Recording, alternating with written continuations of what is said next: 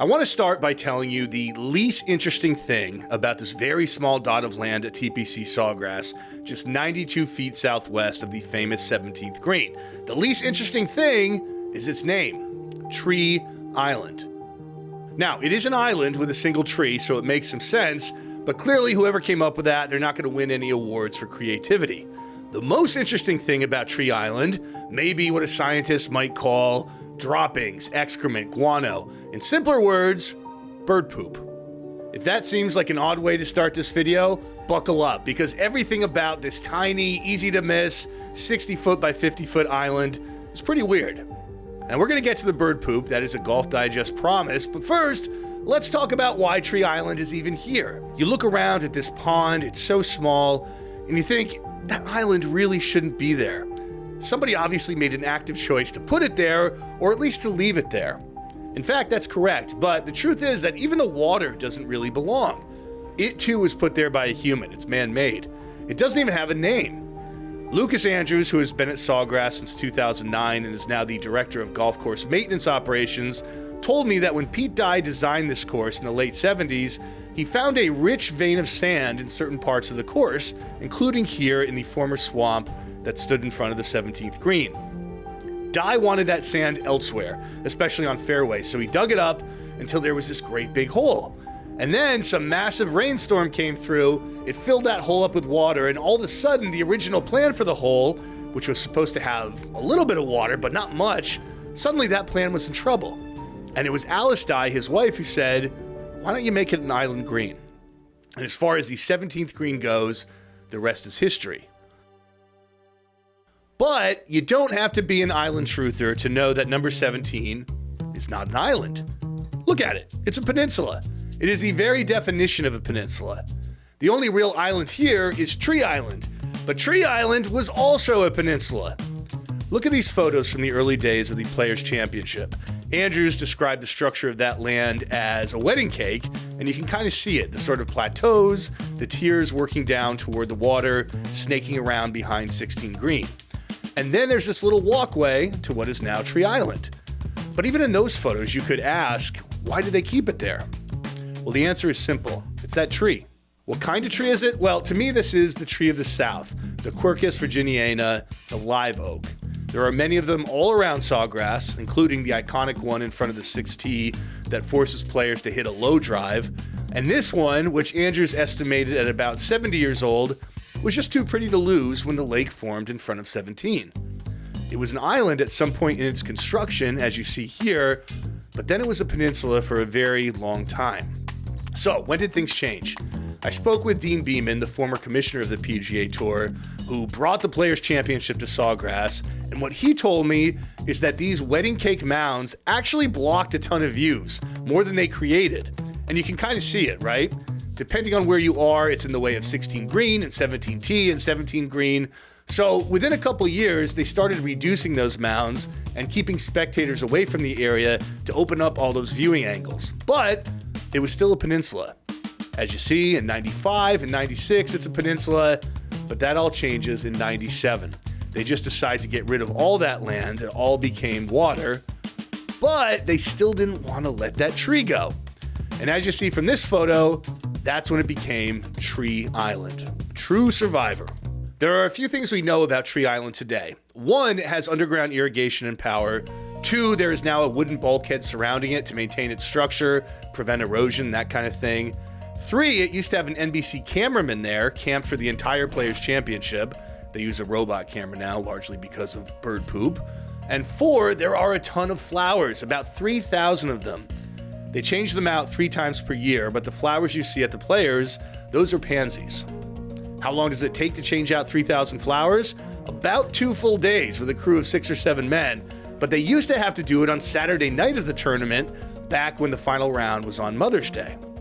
Now, on a normal day, the maintenance is basically just one guy going out there for a quick tidy up, and he takes a wide motorized 8-foot skiff in case he needs to bring out some soil.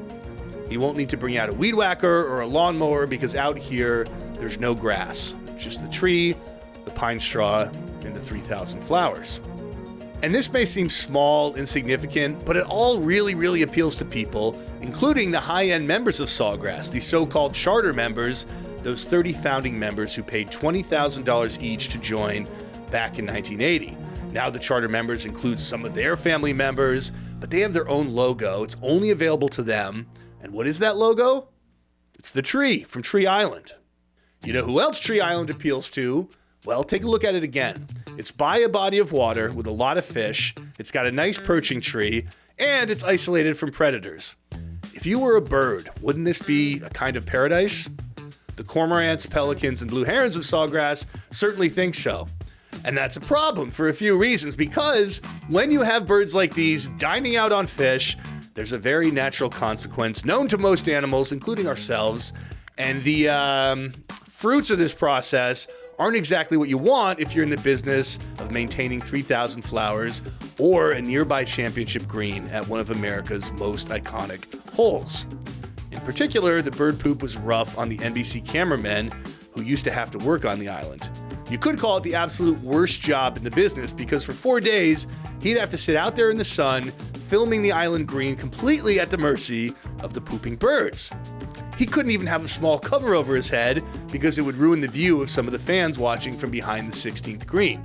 Now, 3 years ago, they did start using a remote camera, thus ending the toughest gig in golf broadcasting. And the work that Lucas Andrews' staff has to do at Tree Island largely revolves around this problematic bird poop.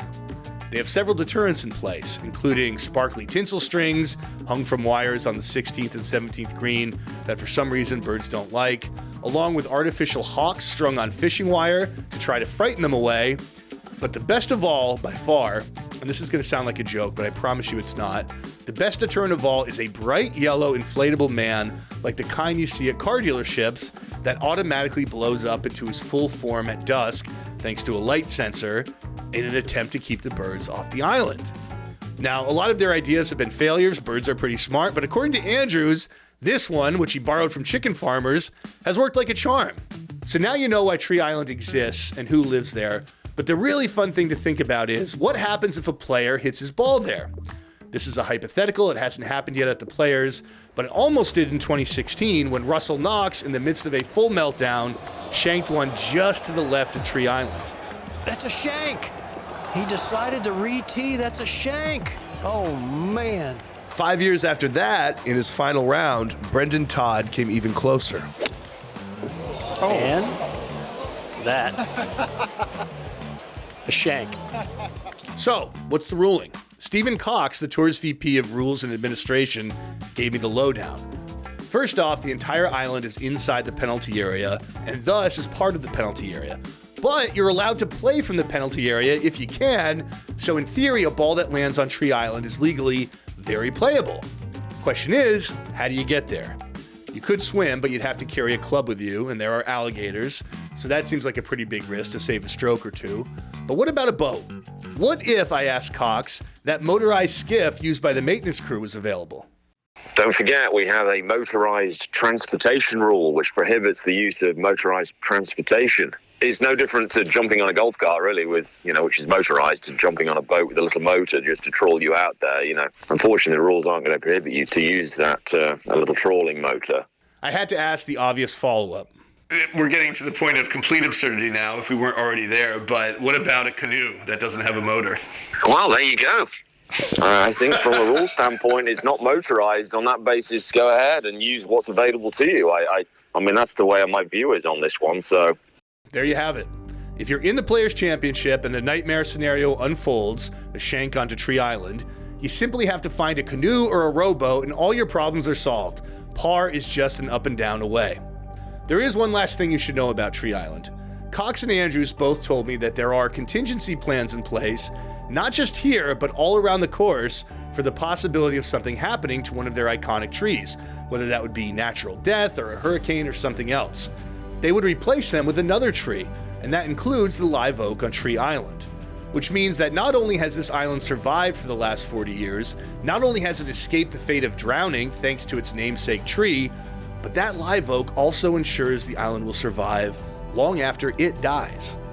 That's one hell of a tree, and when you think about it that way, maybe that name, Tree Island, isn't so dull. maybe it's about as perfect as it gets.